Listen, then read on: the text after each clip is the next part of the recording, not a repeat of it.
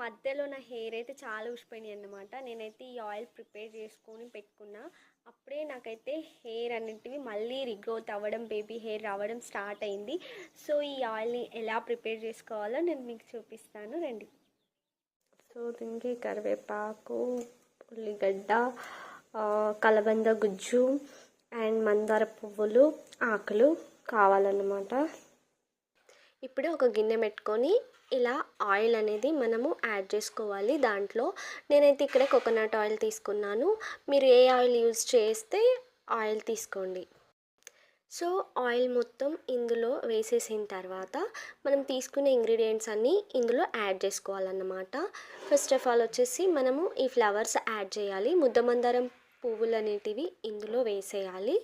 ఆ తర్వాత వచ్చేసి ఆకులు వేసుకోవాలి. ఈ ముద్దమందారం ఆకులే వేసుకోవాలి.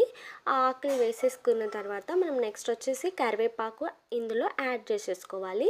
ఆ తర్వాత ఆనియన్స్, ఆ తర్వాత వచ్చేసి ఈ కలబంద గుజ్జు కూడా ఇందులో యాడ్ చేసేసుకోవాలి. తర్వాత వచ్చేసి దీన్ని మనం మంచిగా కలుపుకోవాలన్నమాట. మనం కర్రీని ఎలా కలుపుకుంటామో అలా కలుపుకోవాలి. సో కలిపిన తర్వాత కాసేపు దీన్ని మరిగించాలి, అంటే మంచిగా ఉడకబెట్టుకోవాలి.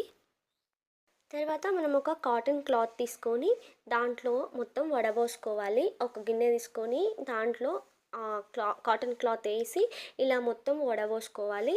మొత్తం వేసేసిన తర్వాత ఇలా గట్టిగా మనము దాంట్లో నుంచి ఆయిల్ మొత్తం తీసేసుకోవాలన్నమాట.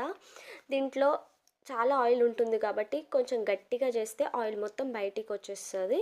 వేడిగా ఉన్నప్పుడు కాకుండా చల్లగా అయిన తర్వాత చేసుకోండి. ఇలా చేసిన తర్వాత ఒక గాజు సీసాలో, గాజు కంటైనర్లో మీరు దీన్ని యాడ్ చేసేసుకోవాలి. సో దీంట్లో పోసుకొని మీరు మంచిగా స్టోర్ చేసి పెట్టేసుకోవచ్చు అన్నమాట. అయితే ఇలా గాజు కంటైనర్లోనే కాకుండా మీరు కోకోనట్ ఆయిల్ బాటిల్లో కూడా తీసుకోవచ్చు అన్నమాట. ఇలా పూర్తిగా దీని మూత తీసేసి ఇందులో కూడా పోసేసుకొని మళ్ళీ మూత గట్టిగా పెట్టేసుకున్నా సరిపోతుంది. ఇది వచ్చేసి ఈ ఆయిల్ వచ్చేసి మీరు వీక్లీ 2-3 టైమ్స్ ఎప్పుడైనా హెడ్ బాత్ చేసే ముందు అప్లై చేసుకొని హాఫ్ అన్ అవర్ అలా ఉండి హెడ్ బాత్ చేసేసుకుంటే సరిపోతుంది. Thank you for watching.